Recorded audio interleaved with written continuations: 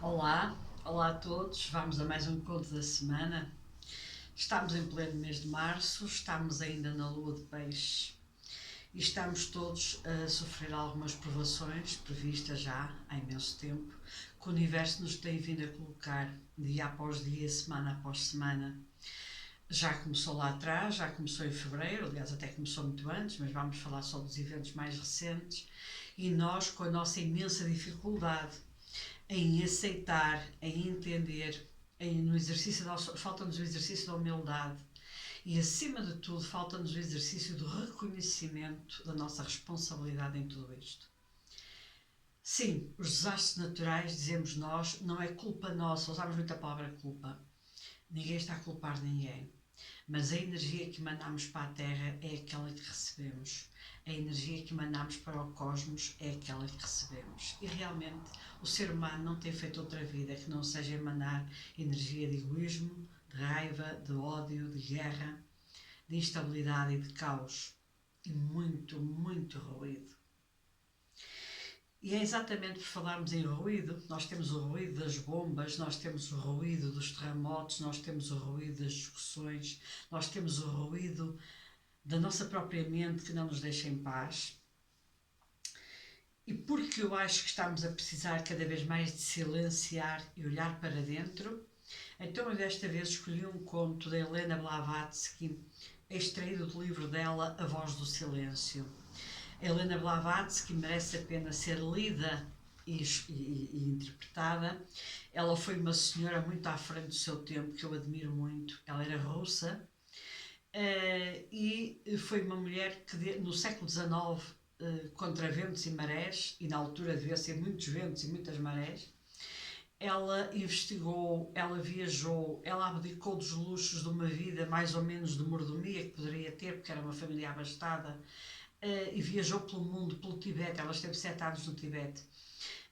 E viajou por toda a parte numa tentativa imensa de descobrir quem somos nós, o que estamos aqui a fazer, quem é o ser humano. E ela tentou, e depois em 1875 ela fundou a Sociedade Teosófica, que ainda existe, e essa Sociedade Teosófica visa dar uma orientação intelectual, moral e espiritual a todos os seres, sem qualquer espécie de distinção. É dela o lema que eu faço meu também e que muitas vezes partilho em publicações minhas nas redes sociais, que é: não há doutrina superior à verdade. E nós estamos a passar por uma fase em que a verdade vai estar acima de tudo e de todos. E vai doer muito, sobretudo para quem está habituado a viver na ilusão e na mentira.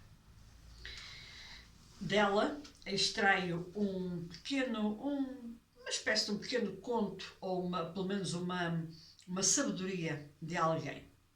E diz assim: diz o sábio, porque queres abster-te da ação? Não é assim que a tua alma conseguirá a liberdade. Para chegar ao nirvana é preciso chegar ao conhecimento de si próprio.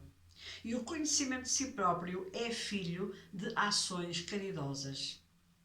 Tem paciência, candidato. Como quem não teme, nem procura triunfar.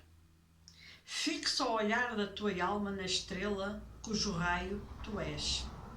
A estrela chamejante de chama, que brilha nas profundezas sem luz do seu eterno, nos campos sem limite do desconhecido. Tem perseverança como aquele que tem de sofrer eternamente. As tuas sombras vivem e desaparecem. Aquilo que em ti viverá para sempre, aquilo que em ti conhece, porque é o conhecimento, não é da vida transitória. É o homem que foi, que é e que há de ser, para quem a hora nunca soará. Se quer escolher a suave paz e o descanso, discípulo, semeia as sementes do mérito nos campos das colheitas futuras. Aceita as dores da nascença. Afasta-te da luz do sol para a sombra, para dar mais espaço aos outros. As lágrimas que regam o solo árido da dor e da tristeza fazem nascer as flores e os frutos da retribuição kármica. Da fornalha da vida humana e do seu fumo denso saltam chamas aladas, chamas purificadas, que erguendo-se alto sob o olhar kármico, tecem por fim o tecido glorioso das três vestes do caminho. E o conto continua com toda a informação do que são as três vestes do caminho, que, para quem gostar de ler, A Voz do Silêncio, de Helena Blavatsky, elucida bastante. Ela tinha um espírito muito budista, ela estudou bastante budismo. Budismo tibetano, sobretudo. Isto para dizer o seguinte: a nossa inação não significa que nos vai purificar. A nossa falta de ação perante a adversidade não significa que vamos sair mais santos. Mas aquele momento de restrição em que paramos para pensar face ao desafio, face à adversidade, face à vicissitude, e conseguimos ponderar ser proativos ou reativos, vai fazer toda a diferença no desfecho da nossa vida e no nosso percurso kármico. Podem ouvir isto 1 milhão de vezes, até que a mensagem entre realmente, até que cada palavra seja absorvida e interiorizada.